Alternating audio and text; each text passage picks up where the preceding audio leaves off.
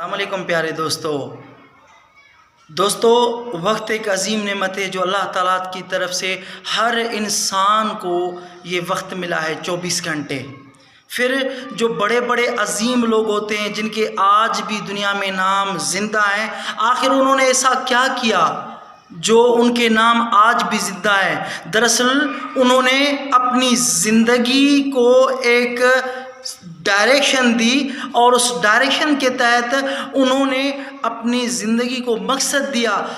जिसकी ज़िंदगी में मकसद होता है वो बंदा अपना वक्त कभी बर्बाद नहीं कर सकता, क्योंकि जिस शख्स को अगर ये एहसास होना शुरू हो जाए कि मेरा वक्त बर्बाद हो रहा है, तो यकीन जानिएगा कि वो शख्स अपनी ज़िंदगी में संजीदा बनने की कोशिश करते जा रहा है।